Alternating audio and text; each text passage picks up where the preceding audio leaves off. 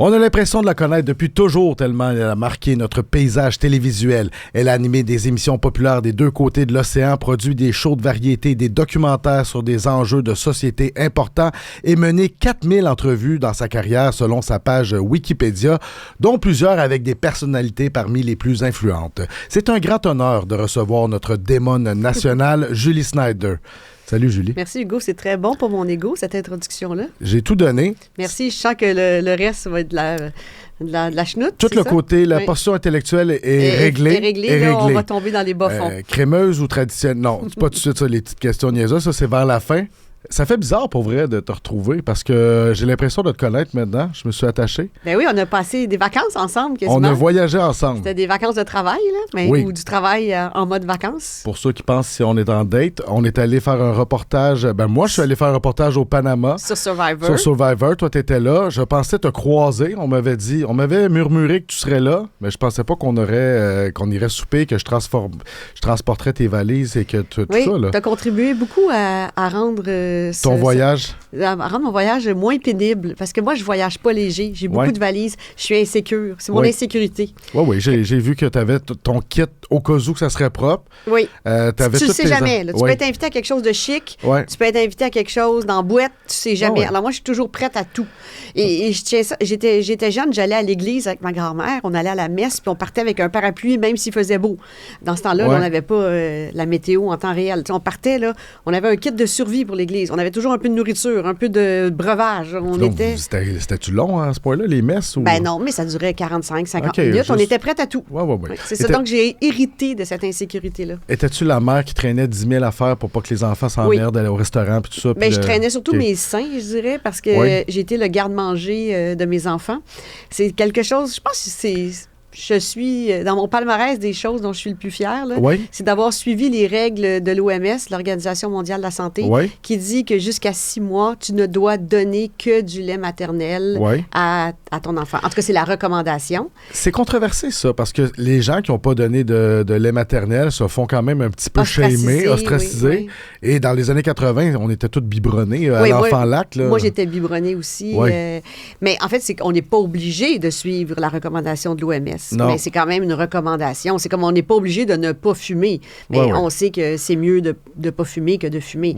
En fait, c'est comme de l'information pertinente. Et aussi, le lait maternel doit être l'aliment principal jusqu'à l'âge d'1 an. Et loin de moi l'idée de rendre coupables les mères qui n'ont pas allaité, parce que je sais qu'être mère, c'est rempli de défis. Et je vais citer Denise Bombardier qui disait « Le féminisme s'arrête avec la maternité ». La mère n'est plus l'égale de l'homme lorsqu'elle est enceinte, parce que ce n'est pas une maladie, mais ça te ralentit. Ça te ralentit ta carrière. Ça te...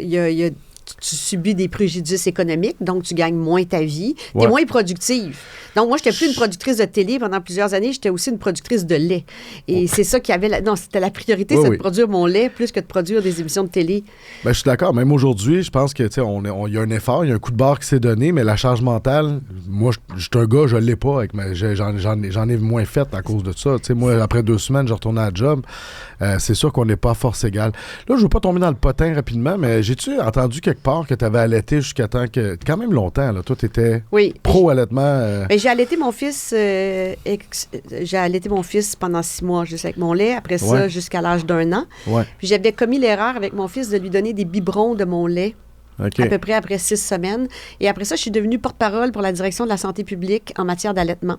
Parce qu'il y a des enjeux de santé publique. C'est sûr que quand tu allaites, ben, ça réduit beaucoup d'infections auprès des enfants. Remarque que ça n'a pas été mon cas. Là. Je devais être du mauvais côté de la statistique. Ma fille a eu 13 otites et mon garçon des pneumonies et toutes sortes de choses. Là. Mais, et ça, donc, c'est bon aussi pour la santé des femmes. Ça réduit aussi ton risque. Ça, je l'ai su après, mais ça réduit ton risque de cancer des ovaires, cancer du col de l'utérus. Et donc, ça donne une plus-value à la santé de la mère après tout ça. On dirait que là, ça a pris 2 secondes. J'ai retrouvé la Julie que j'ai connue au Panama. Je pense que l'avion n'était même pas décollé, qu'elle était en train de me convaincre de devenir végane dans l'allée de l'avion. Oui. Pendant que les gens, les agents de bord voulaient passer avec leur chariot, puis étaient en train de... Fait que finalement, écoute...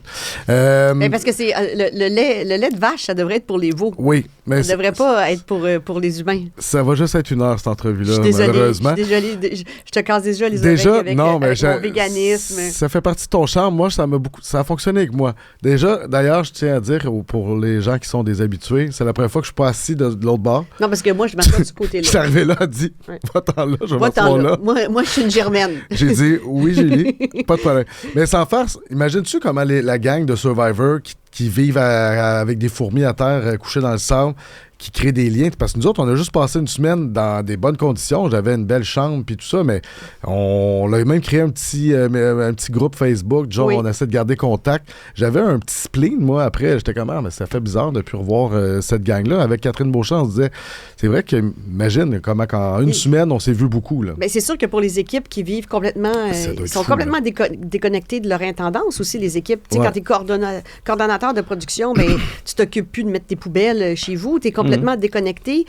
Tu es en grande connexion avec tes collègues. Alors oui, quand tu reviens, il y a un moment un peu où les gens ne font pas que se déposer. Il y a une déprime après une production. Il doit y avoir des séparations de manière quand même... tu sais, je veux dire, parce que tu vis quelque chose qui n'a pas de bon sens. Ta vie, elle doit être plate un petit peu quand tu retournes dans tes 4 murs. Il y a beaucoup de séparations quand les joueurs-joueuses participent à Survivor. Ouais. Pas toujours, là. Il y en a que le couple est renforcé par la suite, mais il y a beaucoup de gens qui se rendent compte quand ils sont complètement coupés de leur conjointe, que, ils remettent leur vie en question. C'est pas ça ma vie.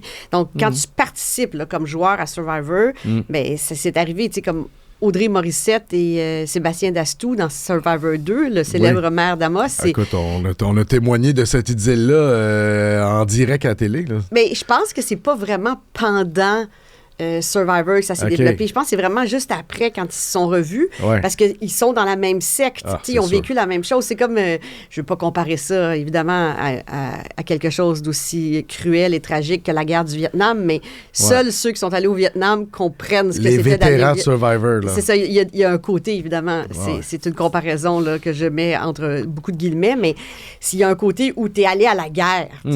Et là, donc, quand tu reviens, tu te rejoins. Alors, c'est définitivement qui... Je ne sais pas si Isabelle Gauvin et Luc Poirier vont être encore ensemble après Survivor. On ne sait pas. Mais je là, sais pas s'ils vont être du bon côté de la statistique ou du mauvais côté de la statistique. Avant de parler un peu de la 4e saison de Survivor, un show que tu produis, j'aimerais revenir un peu sur l'actualité récente. Tu fais ce que tu veux, moi je te suis. Hein? Oui, mais la dernière fois, on devait se parler, nous autres, 2-3 semaines. Oui. C'était beaucoup d'émotions en même temps pour toi. Puis je pense que tu n'avais pas la tête à cabotiner avec moi non plus. J'étais pas capable, non.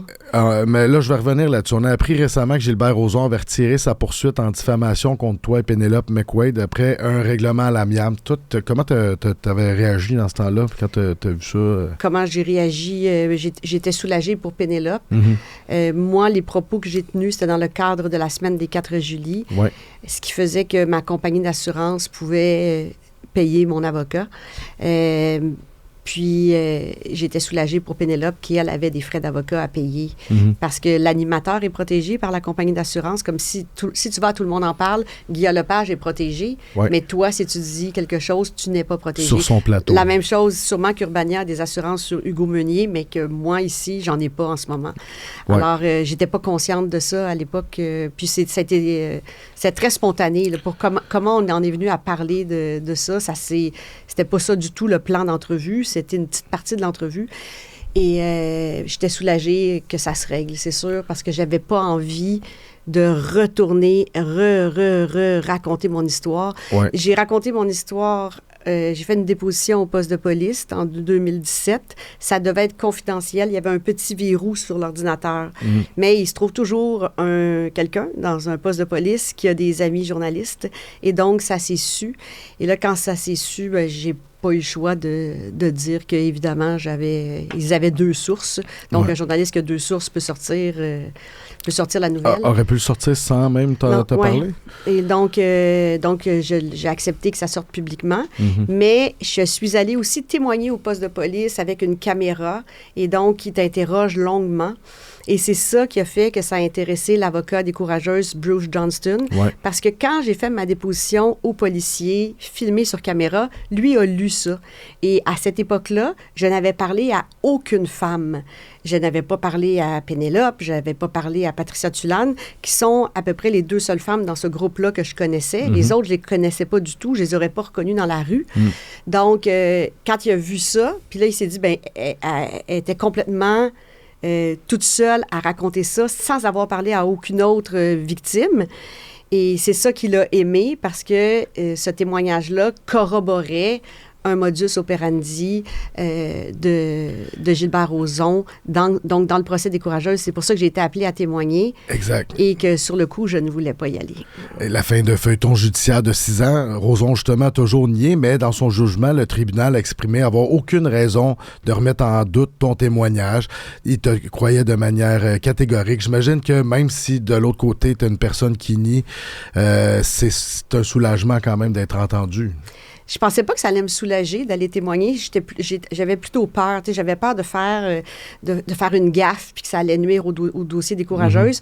Moi, je ne demandais rien, donc j'avais peur juste que ça me nuise dans le dossier en diffamation. Donc, je suis allée là en me disant... Je sais pas ce que je vais gagner d'aller là. J'avais juste quelque chose à perdre, donc j'étais super, super nerveuse. Mais... Des fois, quand j'ai lu le jugement, ça m'a vraiment apaisée. Puis j'ai pas pu venir te voir parce que j'ai pleuré là, pendant 2 jours. Là, j'étais j'étais très émotive. Puis de lire que la juge, l'honorable juge Chantal Tremblay disait que j'étais honnête, franche, constante, probante, crédible, etc. Bien, ça faisait tellement longtemps que ça s'était passé. C'était en 91. Donc, c'était comme si la jeune fille que j'étais en 91... subissait une réparation des décennies plus tard. Et c'est comme si j'avais revécu tout ça, la peur que j'ai eue, parce que moi, quand c'est arrivé, je pensais que quelqu'un était rentré par effraction. Je pensais que j'avais un couteau dans le dos. Donc, j'ai vraiment, vraiment eu peur. Puis, tout le côté où je me suis sauvée, tout ça m'est revenu et... d'avoir été entendue et reconnue comme crédible, ça m'a fait vraiment beaucoup plus de bien que ce que je pensais. Mais en même temps, ça m'a plongé dans un 2 jours où j'étais vraiment larmoyante. Ouais. Ben, les Courageuses, bon, lui a été reconnu coupable il y a quelques semaines dans 8 cas sur 9. Patricia Tulane était venue ici où disait elle avait peur pour sa vie tout le long parce que pendant qu'il est en liberté puis qu'il fait ses affaires, puis il y a beaucoup d'argent, c'est un homme puissant. Fait que, tu sais, elle a dit, moi, pas toute ma vie, j'ai eu la chienne, là, que peut-être qu'il se passe de quoi, là. Fait que j'imagine... Tu t'as quand même été au micro de Marie-Ève Tremblay. Puis t'as dit que ça t'avait réparé tout ça. Je te cite, je pensais pas que ça allait me faire du bien à ce point-là. Fait que, dans le fond, toi, c'est ça. T'avais... Je pensais pas, parce que moi quand ça m'est arrivé, on était dans une ère jurassique. Là. Je pouvais même pas penser que je pouvais porter plainte. Ouais. Puis j'avais entendu des histoires de femmes françaises qui avaient porté plainte, puis les policiers leur disaient « Ah ben vous avez bien de la chance, c'est parce que vous êtes mignonne, hein? Quand un homme vous met la main aux fesses, c'est parce que vous avez été bien doté par la nature. » Puis en 91, toi, tu commences, puis tu veux pas faire de mal, tu fais ton chemin... Dominique Michel était animatrice pour Gilbert Rozon. Ouais. Yvon Deschamps était animateur. C'était comme pas juste tous les humoristes qui représentaient. Là. Il n'y avait pas de compétition. Gilbert Rozon, à l'époque, aujourd'hui, il y a Comédia, mais il y a eu, par la suite, Comédia, puis il y a eu d'autres. Il y a le Bordel, il y a d'autres. Mais toutes les salles de spectacle, tout le monde, il détenait vraiment le milieu. Là. C'était le parrain du milieu. Là. Donc, j'allais m'infliger ce qu'on appelle la double peine.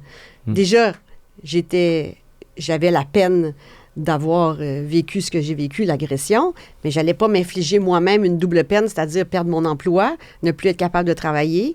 Donc, c'est là que j'ai bien enfoui ça dans un tiroir de ma tête. Mais je m'étais confiée à des gens. Ouais. Puis là, les policiers ont pu aller corroborer qu'en 98, je m'étais confiée à un collègue. Puis en 98, c'est drôle parce que je recevais Paul Arcand au Point J. Puis je pourrais te montrer l'extrait si tu veux le mettre dans ton balado. Puis il venait commenter que Gilbert Rozon avait plaidé coupable pour l'agression sur la croupière au manoir Rouville-Campbell.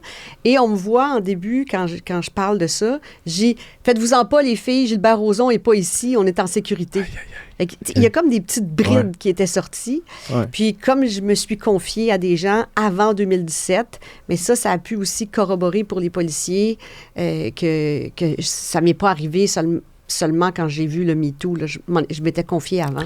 Il y a encore du chemin à faire. Tu as déclaré en entrevue, dans la foulée, tout ça, espérer que les ressources de cours serviront à d'autres causes dont les victimes n'ont pas encore été entendues. Oui. Trouves-tu qu'on a encore bien du chemin à faire? Parce que là, ça, c'est un premier jalon, mais tu sais, il y a beaucoup de...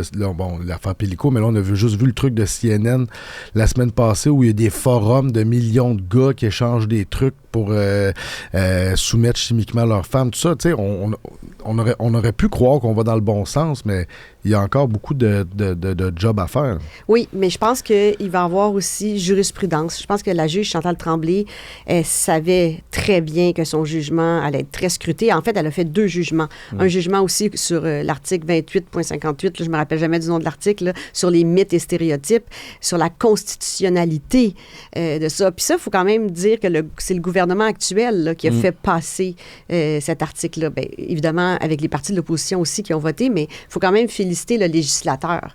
Donc, moi, je pense qu'il faut d'abord intervenir au niveau du législateur parce que le juge ou la juge doit appliquer le droit. Donc, je pense qu'il faut faire évoluer le droit. Et je pense que aussi par ce jugement-là, l'honorable juge Chantal Tremblay fait évoluer le droit. Donc, est-ce qu'il y a encore du chemin à faire? Beaucoup. Ouais. Parce que les courageuses, là, elles ont eu la chance d'être représentées par Bruce Johnston et 4 autres avocates extraordinaires, mais qui ont travaillé pro bono. Alors, si elles avaient eu à payer pour ce procès-là, elles auraient été terriblement endettées. Elles n'auraient pas eu les moyens de payer pour ce procès-là. Donc, oui, il y a du chemin à faire. Je me permets de te poser des questions sur l'actualité parce que je sais que tu capotes et que tu suis le POC, comme on dit. Ah, des fois, j'en perds des bouts, hein? Non, mais ça m'avait impressionné. J'ai jamais pensé que tu n'étais pas intelligente et cultivée et tout ça, mais tu étais quand même beaucoup... tu m'as envoyé des vidéos de trucs, le gars qui a fait une sortie anti-Trump, je sais pas quoi. Le sénateur. Oui, le sénateur comment français. Il s'appelle? Maluret. Bon, moi, c'est ça. Ah, qui est le gars le plus sexy du monde. Oui, fait, quand tu deviens ami avec Julie, elle t'envoie des affaires. Parce que Claude Maluret, c'est la preuve que quand tu es brillant puis tu es éloquent, tu deviens la personne la plus sexy du monde. Ça. Quand tu le regardes comme il faut, mettons, il ressemble pas à Brad Pitt, là, mais quand il parle, il est plus sexy que Brad Pitt. Ouais. Quand il explique avec un... T'es une sapiosexuelle, dans le fond. C'est ça. C'est pour ça que je te laisse pas insensible, j'imagine? Ça doit être ça. Okay. Ça doit être ton intelligence qui me séduit. Oui, parce que... Elle rit, tu sais, je disais, c'est chiant, ça. Mais bref, tu sais, récemment... Oui, moi, je pense que l'intelligence, c'est vraiment aphrodisiaque. C'est aphrodisiaque, je suis d'accord. Mais il y a une lettre qui circule présentement, ou du moins, il y a une motion pour qu'on nomme les antécédents en matière de violence conjugale. Oui. Je sais pas si tu as vu ça. C'est sûr que tu as vu ça passer. Oui, ça, j'ai vu ça, puis il est temps. Ouais. Puis les féminicides, les bracelets anti-rapprochement, puis je trouve que les peines sont beaucoup trop clémentes. Ouais. Puis souvent, les femmes vont faire des appels déjà aux policiers, puis c'est après ça que ça va arriver, que le féminicide va arriver. Tu sais, je trouve qu'on n'est pas assez sévère et il y a beaucoup, beaucoup de chemin à faire. Là. Pour les féminicides, ça n'a pas de bon sens qu'on ait un record de féminicides comme ça. On bat notre record chaque année. Ouais. Ça va en prendre combien de femmes qui vont mourir, là?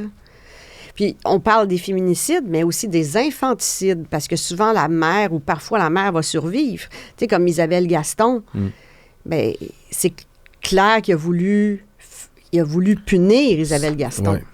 Ouais. Et Amélie Lemieux, qui a perdu ses enfants, Nora et Romy, mais je m'excuse, il y a eu un cafouillage de la SQ, là. La SQ a arrêté les recherches alors que les filles étaient encore vivantes. Ils étaient à peu près à 200 mètres des filles. Ils sont allés chercher ailleurs. Il y a manqué d'effectifs. Il y avait du monde en vacances. Il n'y a pas eu d'alerte Amber à temps. Bien, c'est pas pour blâmer la SQ, mais j'espère que Amélie Lemieux va avoir une compensation. Ça ramènera jamais ses filles. Non. Mais... d'éviter des choses comme ça, de mettre du moins des effectifs, des ressources en place pour... Des ressources, des protocoles, Comment elles font pour survivre? T'sais, moi, je connais personnellement Isabelle Gaston puis Amélie Lemieux, puis je me demande toujours comment elles font pour se tenir debout. Là. Ouais. Moi, je ne survivrais pas à ça. Là. Je sais pas, c'est vraiment deux modèles de femmes extraordinaires. Mais comment on peut prévenir aussi les infanticides? On a beaucoup de travail à faire. Il y a beaucoup d'enfants qui meurent, là. Quand il y a un féminicide, on tue souvent aussi les enfants, là. Oui. Moi, j'avais fait un reportage sur les orphelins des féminicides. Ah oui, et, hein? Tu sais, mettons, ça doit être intéressant, le gars... Oui, quand même, si le gars tue sa femme, ben, il y a des... Tu sais, tu fais quoi? Les enfants font quoi après? Ils se ramassent où? Qu'est-ce qui se passe? Tu es déjà une victime de... C'est un drame épouvantable. T'es barouetté à gauche, à droite, puis il n'y a pas de ressources pour la famille après. C'est intéressant, ça. Ouais, je t'enverrai ça après. On peut aller voir le lien sur... on peut le chercher sur Urbania. Bon, là, ça fait peut-être un peu bizarre. On va faire de la convergence d'Hugo Meunier. Oui, la fusion nouveau Urbania. Ben, pourquoi pas? Alors, on va revenir à Survivor. Bon, ça fait un peu bizarre de faire du coq à l'âne comme ça dans des sujets aussi sérieux. La saison 4 est en cours depuis une couple de semaines. C'est un gros show. Au Panama pour la première fois pour des raisons de... on se demande encore pour quelle raison on est au Panama. Ah oui?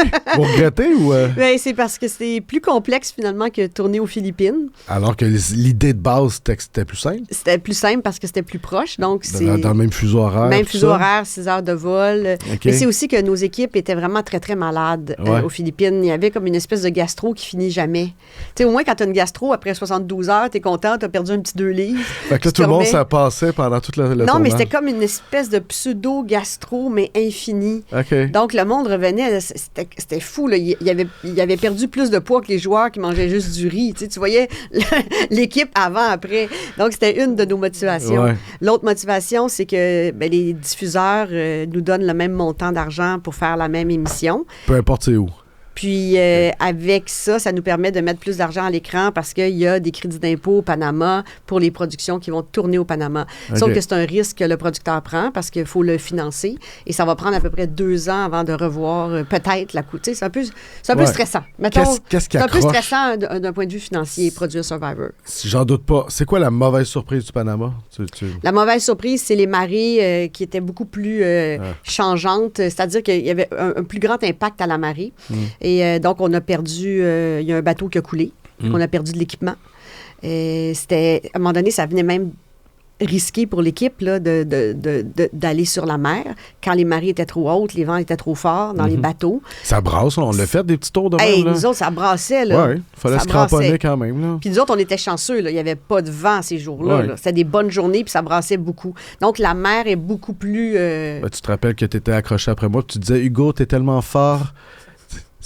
Non, mais tu disais, c'est fou un journaliste aussi musclé. J'invente zéro ça, là. Mais là, tu l'écoutes-tu? Comme productrice, tu l'écoutes-tu ou tu l'écoutes? Je l'écoute, mais moi, comme productrice, je suis surtout là quand ça va moins bien ou quand c'est plus... ou quand il y a des enjeux à plus grand déploiement. T'as-tu amené pour te rappeler des noms? T'as-tu fait des X sur ceux qui sont éliminés? Je connais pas les noms par cœur. Alors que quand j'animais le banquier, je connaissais les noms des 26 beautés par cœur, mais je pourrais pas te dire les noms par cœur, donc je les ai devant moi. Qui qu'on haït? Oh, moi, j'en haïs aucun. Aucun, t'es aimes toutes. Ouais, toi, sûrement que la personne un peu détestable, ça donne un bon show. Pour une productrice, c'est le fun d'avoir ces... Tu sais, quand il y en a un comme Benjamin est parti, je suis sûr que pour vous autres, c'est comme... Merde. Il est-tu parti, Benjamin? Attends une minute, là. Oui, il est parti. Il est parti il est parti dimanche. Il faut que je fasse ça. Moi, je trouve que t'avais raison, il est parti dimanche. Il était un peu détestable, mais lui, il faisait un bon show, là. C'est le fun. Puis moi, je suis contente que Jean-Marie et Aya, il y a une relation... c'est cute de voir une relation d'amour. C'est cute qu'il y a un côté un peu OD dans Survivor. Ah, 100%. Eux autres, ça a l'air vrai, contrairement à OD, en plus. Oui. OD, c'est vrai. Non, c'est vrai. Ils vont chercher l'amour. Les 6 derniers couples qui ont gagné, il y en a 4 qui sont encore ensemble. Oui? Oui. Dans les 6 dernières années. Les derniers qui ont gagné. De 2020, 2021, 2022, 2023, 2024, 2025. Ah, fait que l'amour existe. Il y a 4 couples gagnants d'OD qui sont encore ensemble sur 6. Excusez, madame. Ça, c'est plus que la moyenne de la population. Puis ça, je te compte pas les autres couples qui se sont formés à OD. On est rendu à 10 bébés OD. 10 bébés OD? Oui. OK, c'est pas super. Ben, en quoi? En 14 saisons? C'est pas 20 saisons. Bon. Non, 19 saisons. 10 saisons. OK. Mais quand même, il y a plus, les gens ne s'inscrivent plus là pour aller trouver l'amour non plus. Ben, tu trouves l'amour. Il y en a qui trouvent l'amour. Là. Il y en a qui sont encore ensemble là, dans la dernière édition d'OD. Là. Mettons que tu n'es pas une productrice, tu es une participante. Oui. Serais-tu plus OD ou Survivor? Tu irais où? Aïe. J'irais plus à Survivor, mais je serais aussi allée à OD. Mais est-ce que j'aurais été sélectionnée pour OD? Je ne sais pas, ni pour Survivor, mais c'est sûr que moi, si je voulais... être connue, puis faire un métier d'animation, ben je passerais par la voie de Survivor ou d'Occupation Double. Tu sais, Frédéric Robichaud, il n'a pas trouvé l'amour à Occupation Double, mais on a le prix du public. Ouais. Non, le prix coup de cœur du public, c'est devenu un prix super important. Parce que si tu ne trouves pas l'amour, mais tu trouves peut-être l'amour du public, ce qui se permet à Fred Robichaud aujourd'hui il est devenu animateur d'Occupation Double. Il est passé de ex-candidat à animateur, c'est pas rien. Non. Puis Audrey Morissette, qui a fait Survivor 2, mais là, elle a fait Survivor en prolongation, elle a gagné les traîtres, elle est en train de se bâtir une carrière d'animatrice, là. J'ai l'impression que tu nommes quand même les exceptions qui confirment la règle. Ça, c'est sûr que ça a marché, mais il y en a un méchant paquet que ils vont à OD, ils vont à Survivor, ils ont leur moment, puis après ça, bye-bye. Mais c'est un concours. C'est comme dans les concours. Est-ce que tout le monde qui participe au concours ressort gagnant? Non. Ben, si tu regardes Star Academy en 2003, il y a toujours bien Marie-Mé qui n'avait pas gagné, Wilfred Leboutillier, Marie-Hélène Thibert. Marie-Mé était chanteuse, Annie Villeneuve. On oublie, hein? On l'oublie. Et plus que chanteuse, elle est autrice-compositrice. Oui, non, je pensais que c'était juste la fille qui s'habillait bizarre à l'émission Les Traîtres. C'est mon erreur. M'excuse, Marie-Mé, je pense pas ça, moi. Non. Ben, elle est bonne quand même. Elle est très bonne animatrice. Qu'est-ce qu'elle chantait, donc? Qu'est-ce qu'elle chantait? Elle chantait... Menteur? Elle a chanté... Mentir. Ouais, c'est ça. Puis elle a aussi fait elle avait écrit ses premières chansons, Encore une nuit, qui est une chanson sur la violence familiale. OK. Puis c'est une chanson qu'elle avait écrite quand elle avait à peu près 14-15 ans. Ah. Ouais. Puis elle a aussi écrit Il faut que tu t'en ailles, qu'elle a aussi chanté à Star Academy. Bon, je réhabilite. Et Michel Rivard a fait amende honorable à Star Academy. Oui, je sais. Parce qu'en 2003, il disait qu'on était de la sous-merde. Oui. Puis que il est allé coacher après. Marie-Mé n'avait juste qu'un beau minois. Et un jour, Marie-Mé a chanté avec Johnny Hallyday. Elle a fait des duos avec lui. Elle a même fait le Stade de France avec Johnny. Et Michel Rivard, c'était pas demandé, là, c'était pas sollicité. Il a dit, je veux faire amende honorable et te lever bien bas mon chapeau parce que tu arrives à faire danser en français, remplir des amphithéâtres avec des chansons en français qui ont du rythme. Alors, je trouvais ça... Michel Rivard est même allé coacher ou directeur là. Il est devenu professeur. Tu as eu beaucoup de monde. Tu as eu Falardeau quand même qui a été prof de quoi, là, de poésie ou de... Pierre Falardeau, Pierre Falardeau, c'est... je me suis liée d'amitié avec Pierre Falardeau. Quand je l'ai reçu, la première fois que je l'ai reçu, c'était à Radio-Canada. Puis là, il avait dit aux recherchistes, mais là, j'espère qu'elle va pas juste me poser des questions, là, habillée en tutu, les deux pieds dans le jello, là, parce que j'avais la réputation d'être très excentrique. D'être en tutu dans le jello. Alors, j'ai jamais été en tutu dans le jello. Là, pas encore. Jello! Puis, c'était pour le film Octobre. Puis, en exergue du film, ça disait... inexcusable, mais explicable. Donc, il citait un grand poète, je me rappelle plus lequel. Ouais. Et là, j'avais dit, si vous aviez les enfants de Pierre Laporte, comment vous leur diriez que le meurtre de leur père était explicable? Et là, il avait dit, voyons, calice, ça commence rough. C'est intéressant quand même. Et à partir de là, on a eu une relation où j'ai senti là, que j'avais peut-être un petit peu gagné son respect. Ouais.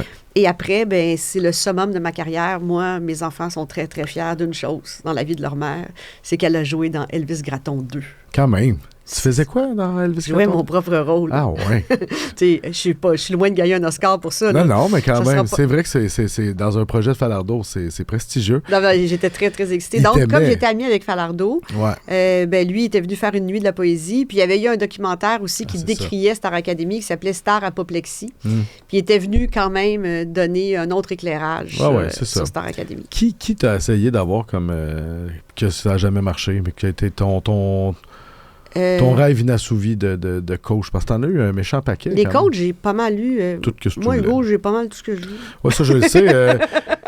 Dit-elle au gars qui était assis carrément de l'autre bord. J'ai même eu Hugo Meunier à Survivor, tu sais pas te dire. Oui, j'ai même ma bouteille que j'étais obligé. Tu m'as obligé de boire de l'eau Survivor aux 5 minutes. Là. Oui. Mais qui j'ai pas eu, je disais souvent, c'est plus facile de booker Lady Gaga que Carquois. Donc, on n'a pas eu Carquois à Star Academy, mais on a eu Lady Gaga. C'est vrai, puis elle n'était pas si big, là, à commencer. Non, quand on l'a bookée, elle n'était pas big, mais quand elle est venue, elle était big. C'est-à-dire qu'entre le moment où on l'a bookée, c'est Olivia Lévy qui me l'avait proposé.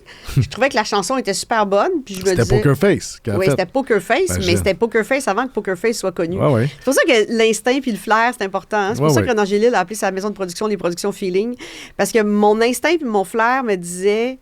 elle n'est pas connue, mais la toune est vraiment bonne, puis ça va faire différent, parce que moi, je faisais la programmation aussi de Star Academy, donc la programmation artistique, donc je me disais, ça va équilibrer, ça va apporter quelque chose d'autre, d'avoir une chanson super dense, et entre le moment où le mérite revient à Olivia Lévy, là, qui a apporté ça à la table, mais entre le moment où j'ai dit oui, puis où elle est venue, elle était très, très bien. J'ai une photo de mon fils, Lady Gaga, il prend la joue comme ça. Puis là, il paraît que t'es-tu allé la voir récemment? Non, je ne suis pas allé la voir, mais il paraît que c'est extraordinaire, le show. Bon, ton instinct, ton flair t'a fait embarquer dans un projet qui a l'air de t'emballer particulièrement. C'est la diffusion de la série dramatique Le Gouffre lumineux, qui s'inspire des chroniques rédigées par l'actrice Annick Lemay, qui a cartonné dans nos pages chez Urbania. Publié chez Urbania. C'est un best-seller d'Urbania. C'était, écoute, je pense que c'est un de nos plus gros succès. Ça a été vous devriez le cancer du sein. Il faudrait le remettre dans les librairies, là, selon moi, parce que quand la série va sortir, tout le monde va vouloir aller lire les chroniques d'Annick. Effectivement. Philippe appelle Julie. Philippe Lamar, ouais. Déniaise-toi. En entrevue avec Hugo Dumas... Comme s'il n'était pas déniaisé, tu sais. Ben, le gars, il a fondé un empire qui s'appelle Urbania. Non, il n'est pas si cool que... Correct, là, tu sais. Ben. Correct? Ouais, bon. Il vieillit un peu. C'est moi maintenant qui est comme plus la. Moi, je suis jeune encore. T'es encore jeune. Ouais, c'est ça. En entrevue avec Hugo Dumas, tu as qualifié à la blague la série de soft porn. Mais pourquoi au juste? C'est une production 100% féminine, je dois dire. Tu as de l'air fier de ça beaucoup, mais on s'attend à quoi avec ça?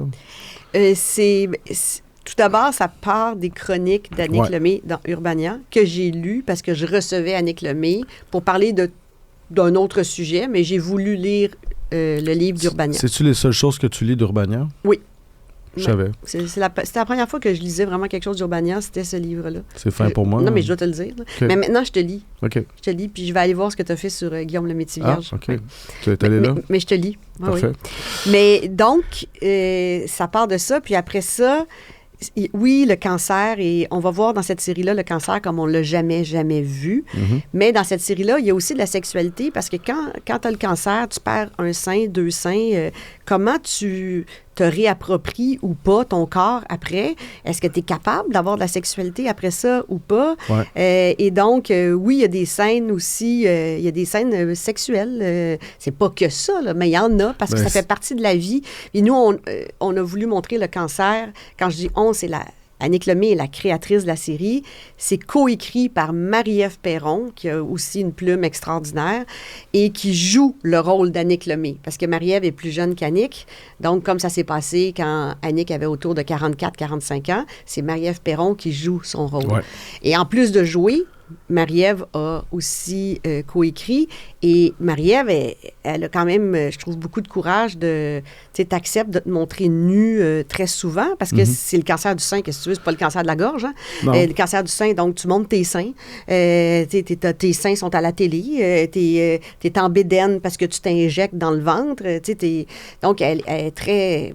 Pour moi, c'est une actrice qui... Il n'y a pas... Sur 61 jours de tournage, elle était là 61 jours, Marie-Ève. Et honnêtement, si elle ne gagne pas un prix d'interprétation pour ça, moi, je suis prête à changer de job. Là. Je ne comprendrais pas qu'elle ne gagne pas. Elle est une interprète exceptionnelle. Il n'y a pas une minute, il n'y a pas une seconde où elle décroche. Mais moi, je vois les rushs, là. Ouais. Je vois tout ce qui se passe là, en montage, puis il n'y a pas un frame où cette fille-là n'est pas dans son rôle. Tu as l'air à prendre ça très à cœur. Je pense que même au Panama, tu étais beaucoup sur le téléphone sur ce projet-là en particulier. En fait, moi, je me suis pas occupée. Je m'occupe plus de la post-production puis d'avoir lancé la série. C'est Madeleine Quentin, la productrice, qui était vraiment sur tous les tournages, qui a fait arriver tous ces miracles-là. Okay. Donc, moi, je suis en appoint à Madeleine Quentin, disons. Puis ça aborde quand même un tabou de notre époque.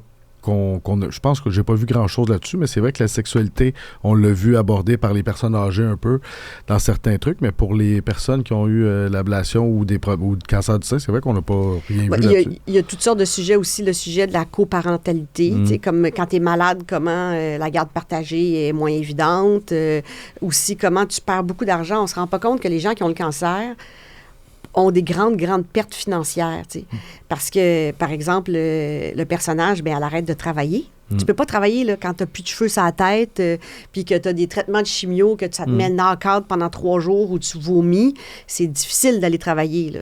Donc, il y a vraiment aussi... elle perd ses 2 seins, elle perd son conjoint, elle perd ses cheveux, elle perd son argent. Elle perd tout, là. Elle perd aussi sa dignité, par moment, là.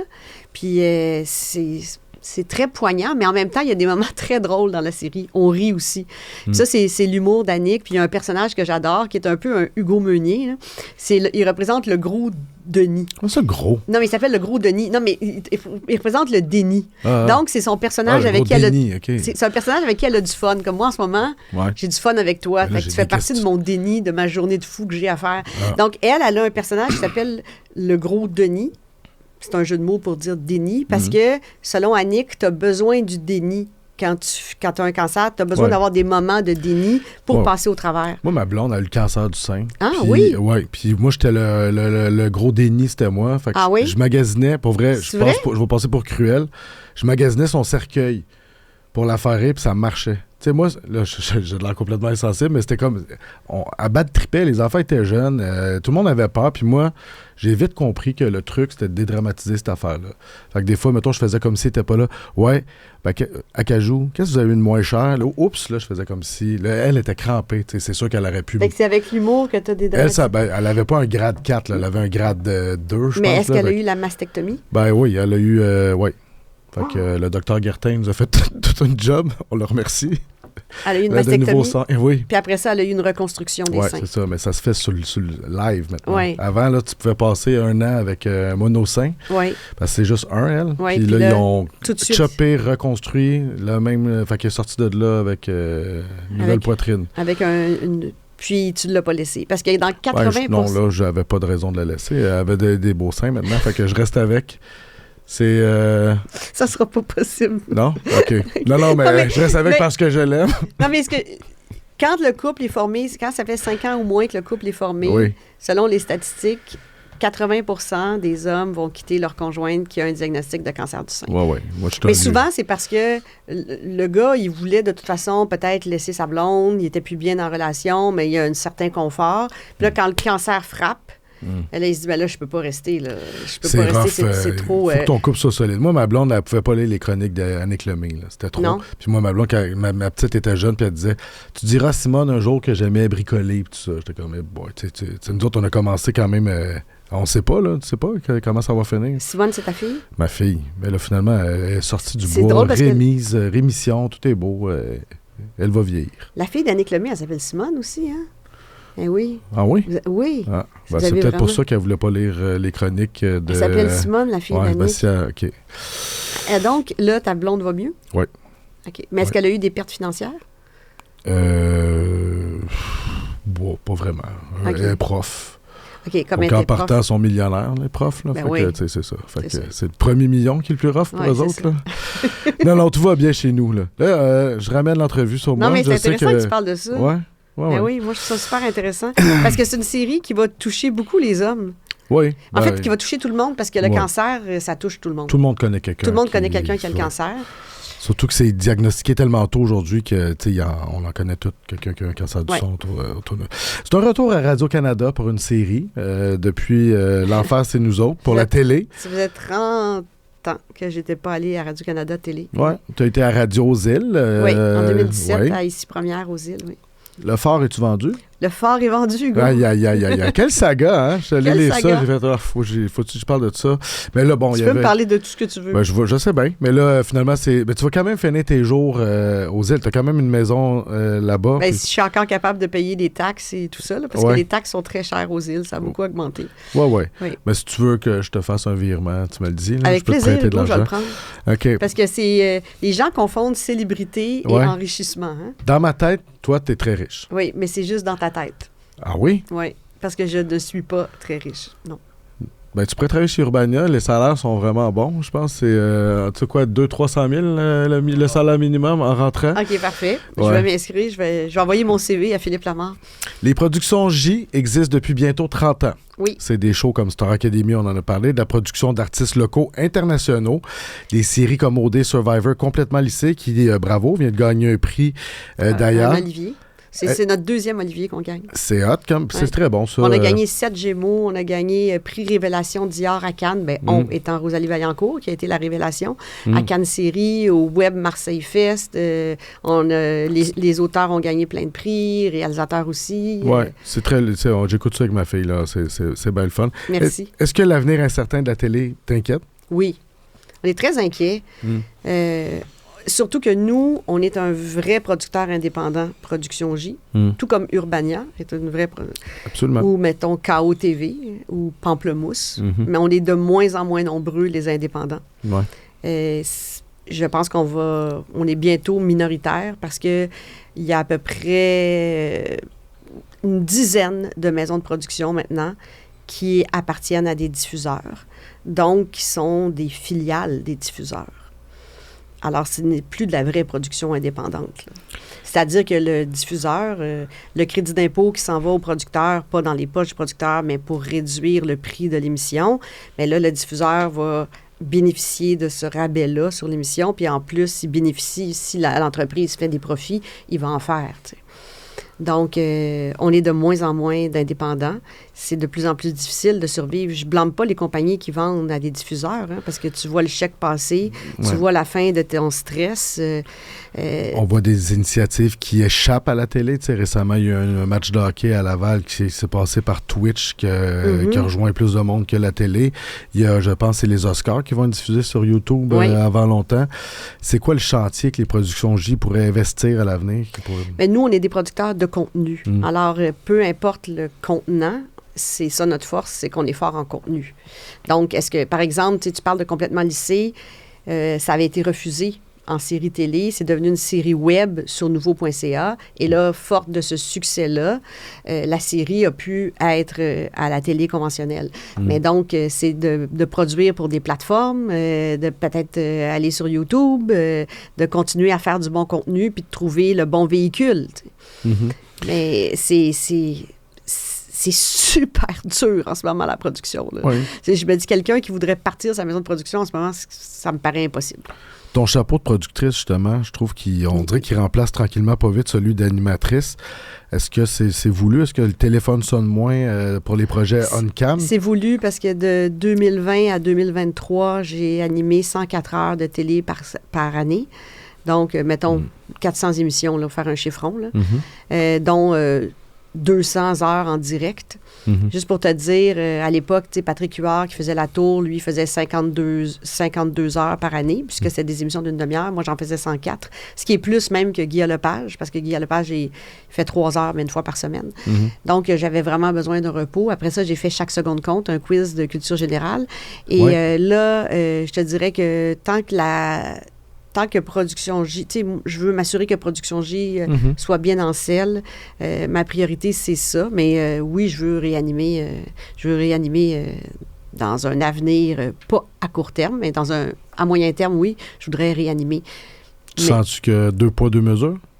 Là, les femmes qui vieillissent à l'écran? Il n'y a aucune femme de 60 ans et plus qui est en variété à l'écran. Présentement. J'en vois pas. Donc, peut-être que je vais pouvoir être cette femme-là. Je ne sais pas. Tu y crois-tu?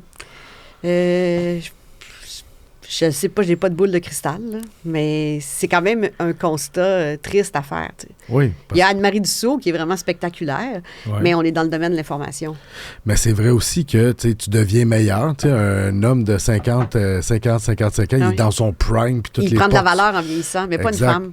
Mais c'est pas une femme dans notre milieu. Si t'es avocate puis t'as 55 ans, t'as plus de valeur que quand t'en avais 40. Là. Mais devant la caméra, pourtant, t'es au sommet de ton âge, j'imagine. Là, ça fait 40 ans que tu fais ça. Tu dois commencer à savoir comment ça fonctionne, un show.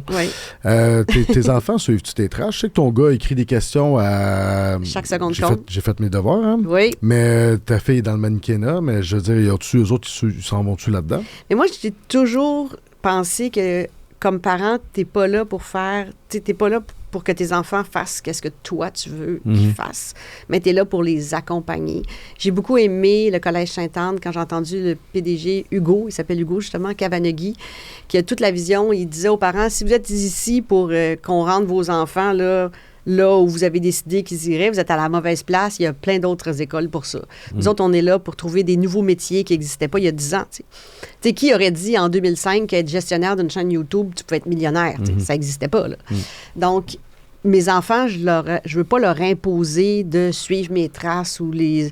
Ouais. Je pense que je veux être plutôt l'admiratrice des traces. Tu sais, je veux être leur supporter et non leur mentor. Ouais. Je pense qu'ils ont appris de moi qu'il fallait travailler fort dans la vie. Là. Mes enfants, ils travaillent fort. Mais mon fils, là, il se dirige vers le droit. Puis on n'a pas du tout les mêmes... on n'a pas du tout on s'obstine des fois sur la loi 21, lui et moi. Là, on n'a pas toutes les mêmes nuances sur la loi. Il est allé là. Ouais. Donc, je ne vais pas dire où je me situe, mais disons que politiquement, des fois, on ne se situe pas au même endroit. Là. Ouais, puis... Et il travaille pour un avocat en droit constitutionnel. Okay. Donc, c'est assez... on a des discussions assez animées. Puis ma fille a fait du mannequinat, mais ma fille veut devenir ingénieure. Ouais. Donc, je pense pas qu'elle va suivre mes traces. Puis c'est bien correct comme ça. Mais ils peuvent bien choisir la trace que tu veux, puis tu vas les appuyer là-dedans. Oui, c'est ça. Puis moi, je suis vraiment la mère qui va... Tu sais, mon fils, c'était pas un champion de hockey, c'était pas un champion de soccer. Je l'ai inscrit à tous les cours inimaginables quand il était petit, là. Du golf à n'importe quoi, là. Tennis, je l'ai inscrit, j'étais là. Puis je me suis rendu compte que Thomas, ça serait un intellectuel. Donc, j'allais à ses matchs de génie en herbe. Moi-même, je faisais partie de génie en herbe quand j'étais jeune. Mais j'applaudissais bien trop fort quand il y avait une bonne réponse. Je criais. Puis là, il était là, il se retournait devant tout le monde, puis il disait « Mom, s'il vous plaît! » Tu sais, comme... Une maman fière. Ta gueule. Mais t'étais substitut à Génie en herbe. Oui, parce qu'ils sont allés à Radio-Canada. On est allés à Radio-Canada, Génie en herbe, puis donc il y avait l'équipe de 4 et moi, j'étais la 5e, j'étais la substitut. Mais tu dois être très compétitif. Mais tu vois, je suis une loser. Moi, je suis toujours je suis jamais le premier choix. Quand j'ai commencé comme animatrice, je t'ai jamais choisi la première fois. Ils prenaient quelqu'un d'autre, ça marchait pas avec la personne, puis moi, j'étais celle qui arrivait après. Oui, mais là... Non, mais ça a été ça longtemps. Longtemps, mais t'as été une A++ pendant longtemps aussi. Oui, là, t'es en train de dire je suis une Z, c'est ça? Non, pas du tout. Mais c'est à mon tour, nous les jeunes. Mais t'es une bonne maman. Je t'ai vu faire FaceTimer, beaucoup du Panama, alors qu'il n'y avait pas beaucoup de réseau. Fait que je me suis dit, bon, OK, prends pas de break. Même si on 20 et 17 ans, hein, oui, mais tu nous as même présenté. Fait que là, je reste assez présente, oui. T'es très compétitive, je l'ai vu. On a fait une épreuve de Survivor que tu nous as torché bien raide là-bas. Mais je t'ai torché, puis je suis plus vieille que toi, puis je t'ai vraiment torché. Oui, mais j'ai vu ton côté. Tu voulais gagner. Hein, je voulais pas gagner, je voulais absolument gagner. Oui. Je suis vraiment compétitive. J'aime vraiment ça gagner. J'ai vu ça. J'adore ça. J'ai eu peur presque. On t'a laissé gagner aussi un peu. Là, non, t'as tellement choqué. T'étais tellement pas bon. Hey, t'étais tellement pas en forme. C'était tellement pathétique. En plus, t'avais pas de stratégie. Tu me suis pas sur ce travail. Oui, mais j'avais pas un bon partner. C'est de la faute à Étienne. Non, il travaille au devoir. Il allait devoir la presse. C'est pas comme nous, des Étienne, créatifs. il travaille à la presse, Étienne Paris. Puis il est super en shape. Puis il est super... C'est parce que vous aviez pas de stratégie. Parce que Survivor, on pense que c'est juste la force physique. Mais non, il faut que tu aies une stratégie. Moi, avant de me pitcher en dessous puis courir comme une débile, je regardais la longueur du bâton. Vous autres, preniez n'importe quel bâton, comme des poules pas de tête, vous mettiez à ramper. Là, vous n'aviez pas le bon bâton, vous reveniez, vous pitchiez le bâton, vous le classiez pas. C'était vraiment n'importe quoi. Je voulais être fin de poser une question sur le documentaire Inoffensif mes implants avec justement Isabelle Gaston. Je vais laisser faire. Bon. Tes insultes ont valu une question. T'as remarqué que j'ai pas d'implant mammaire? J'ai pas remarqué. Je regarde pas ça. Moi, je regarde jamais une femme en bas du cou par respect. Regarder, c'est tromper. J'ai un code assez strict là-dessus. Bon, Julie, tu fais œuvre utile en militant pour l'accès au traitement de fertilité. Tu as même témoigné en 2008 à l'Assemblée nationale pour réclamer la gratuité des traitements de procréation assistée. En commission parlementaire, j'ai rédigé moi-même de mes mains un mémoire pour l'Assemblée nationale. Il y a une politicienne en toi, quelque part. Hein? C'en est où ce dossier-là aujourd'hui? Le dossier de la fécondation in vitro. Et ensuite, celui de toi qui va se lancer en politique Très bien, on va commencer par la première partie. La fécondation in vitro, en 2008, on a réussi... en fait, c'est en 2010 que la loi a passé. On a milité très fort en 2008. En 2010, grâce à Karine Joisil, qui est avocate, qui va être nommée juge. Donc, elle était vice-présidente du Parti libéral. Et donc, on n'était pas du tout de la même allégeance, mais on a fait équipe. Et avec Caroline Amirault, qui était présidente de l'Association des couples infertiles, on a vraiment fait une super équipe. Et la loi a passé en 2010 et on couvrait 3 traitements de fécondation in vitro. La RAMQ couvrait 3 traitements. C'était avant l'arrivée de Gaétan Barrette, qui, lui, trouvait ça bien correct que les médecins aient des primes jaquettes, parce qu'il avait été président de la FMSQ, la Fédération des médecins spécialistes. Ouais. Et, qui était avec c'est quoi? C'était la DQ dans ce temps-là ou c'était la CAQ? Il a été dans tous les partis. Je suis tellement mêlée. Je ne me rappelle même plus pour quel parti il était. Non, mais bref, je niaise. Là. Mais lui a mis la Chainsaw dans ce programme-là, qui était un programme d'un point de vue économique rentable aussi, parce qu'il y a une rentabilité à créer de nouveaux payeurs de taxes. Et justement, Karine Joisille avait fait une étude là-dessus pour dire que c'était rentable pour la société. Puis je trouve qu'au Québec, on finance beaucoup la non-vie. Nous autres, on est les champions de l'aide médicale à mourir. Puis c'est correct, mais on est aussi les champions de la vasectomie. Puis ça, c'est vraiment correct pour les femmes qui ont pu à subir de la contraception. Mais si tu veux devenir infertile, on va payer. Ça coûte plus cher d'acheter une boîte de condoms que de te faire vasectomiser au Québec. Donc, on va payer pour te rendre infertile.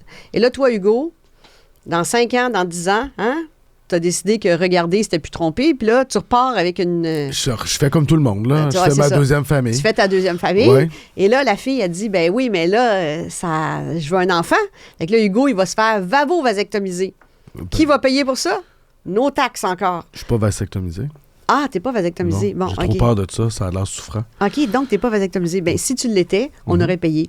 Okay. Alors moi, je me dis, pourquoi on paye pour qu'il n'y ait pas de natalité, alors qu'on a un taux de natalité extrêmement bas. On est vraiment au bas de l'échelle au niveau mondial.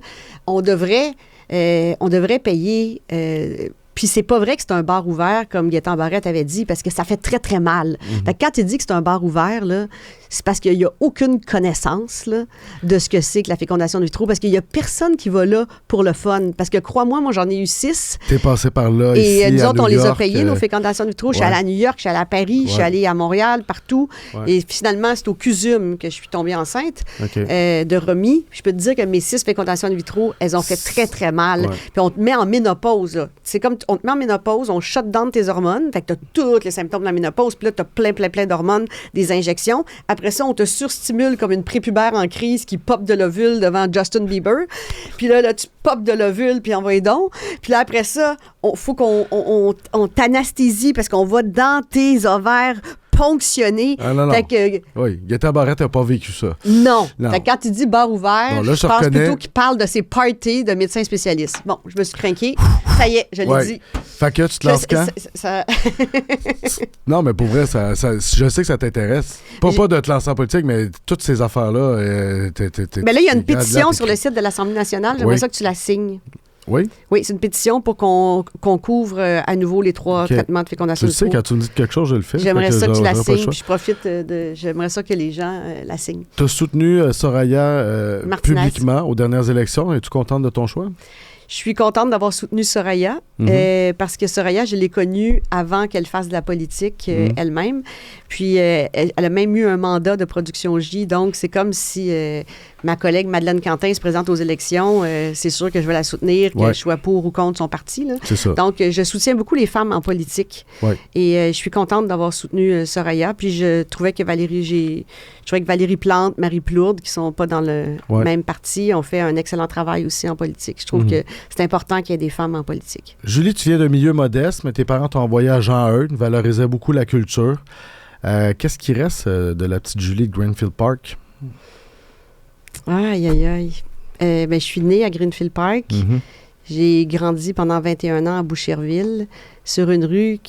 Mon adresse était 134 des Îles Percées. Et je me suis toujours sentie comme une île percée dans mon enfance. Parce que j'avais le meilleur, comme par exemple, je suis allée dans des bonnes écoles. Je suis allée à Brébeuf en secondaire 5, au PSNM au primaire. Et donc, j'ai eu le meilleur, mais j'ai eu aussi le pire. J'étais dans une famille assez dysfonctionnelle où l'alcoolisme était très présent, entre autres. J'ai fait beaucoup d'angoisse relativement à ça. J'en fais encore. Dans mes moments difficiles, par exemple, en production J, là, quand on a fait face à la faillite en 2017, là, je dirais que mon collègue le plus important, c'était mon psychiatre. Là. J'ai été aidée par de la médication. Puis, je le remercie d'ailleurs, mon psychiatre, c'est le seul qui me coûte rien, là, parce que j'ai eu accès à lui avec ma carte d'assurance maladie. Je suis contente de payer mes impôts pour avoir ce service-là. Et c'est ça, ce qui reste de ça, c'est encore de l'angoisse, puis de ne pas avoir reconnu. Ma mère a vécu des choses très difficiles, puis j'ai été capable de ne pas transmettre ça à mes enfants, mais j'ai peut-être pas été capable de ne pas reproduire le pattern de ma relation envers les hommes que ma mère avait. Je sais pas si c'est clair. J'ai un peu reproduit ce pattern-là que ma mère avait. Ça m'est arrivé dans ma vie de le reproduire. Ouais. Mais au moins, je suis contente de ne pas avoir reproduit ça sur mes enfants. J'ai fait beaucoup de psychanalyse. Donc, ce qui reste, c'est... j'ai reçu la culture en héritage, mais aussi... un gros bout de fucké en héritage. Ouais. Écoute, on t'associe beaucoup, tantôt on faisait la blague du tutu dans le jello, mais on t'associe beaucoup au fun, le côté bubbly, le côté party, pimpante, mais on oublie que tu as commencé ta carrière à 16 ans, à l'émission Jeunesse 13-16, après ça tu étais à Top Jeunesse, tu sais, dans le fond, tu as grandi devant les caméras. Oui. T'as pas eu une vraie jeunesse normale non plus, là. Non, c'est vrai. Tu sais, je voyais mes amis qui graduaient à l'université. J'étais acceptée en droit. Puis là, finalement, j'ai eu l'émission Wow, animée par Denis Gagné, où j'avais une vraie job chez un vrai diffuseur. Puis, je voyais mes amis graduer. Moi, l'été, j'ai travaillé souvent dans des émissions d'été, donc je vivais pas des étés comme les jeunes de mon âge. J'ai travaillé vraiment fort. Je trouve ça dur encore à mon âge d'être obligée de travailler aussi fort que quand je débutais, tu sais, à cause de toutes sortes de conjonctures qui sont un peu en dehors de mon contrôle. Mais j'ai travaillé vraiment fort. C'est vrai que j'ai pas eu une jeunesse normale. Puis tu penses pas à ça, jamais arrêter de t'asseoir dessus un peu puis de te dire... J'aimerais ça, mais je peux pas. Non. Tu as travaillé avec Michel Drucker, Céline Dion, les marraines de ta fille. Tu as reçu Hélène DeGeneres à la semaine des 4 juillet. Jodie Foster, Enrique Iglesias à la semaine des 4 juillet aussi. Tu peux-tu m'avoir des billets pour Céline? C'est quoi t'as-tu une rencontre marquante? T'en as eu plusieurs, tu vas me dire, mais y a-tu quelque chose que tu fais, OK, ça, moi, je peux mourir, là? Une rencontre marquante, ben, tu sais, souvent, ça va être aussi avec des Québécois que j'ai eu des rencontres marquantes, mais, tu sais, Enrique Iglesias, d'aller en coulisses, puis qui nous accueillait, puis on était comme, tu sais, c'était comme on se connaissait pas, puis d'avoir accès à tout ça, là, tu sais. Je trouve ça excitant. Jodie Foster, c'était assez marquant pour moi aussi. Ça, c'est dans les dernières années. Puis Hélène DeGeneres, c'était très marquant. Ça, est allé à la semaine des 4 juillet, oui. La star qui t'a le plus déçu? Mon Dieu, la star qui m'a le plus déçu... T'as une minute. Il y en a beaucoup, là, qui m'ont déçu. La star qui m'a le plus déçu. C'est les gens plates en entrevue. Tu sais, moi, j'ai peur d'être plate avec toi aujourd'hui. Tu sais, je me suis dit, il ne faut pas que je radote des choses que j'ai dit ailleurs. C'était souvent des artistes... j'ai eu une couple d'actrices là, en entrevue qui sont juste... on était tellement une belle équipe, je suis fière d'être heureuse, d'être contente, puis qui veulent rien dire. Être maman, c'est le plus beau rôle de ma vie. C'est ça, tu sais, comme des grandes phrases creuses. Quand on monte la montagne, on est plus haut en haut qu'en bas. Là. Ah, oui. Ce genre de phrases creuses-là, ça me tape ses nerfs. Moi, j'aime pas ça.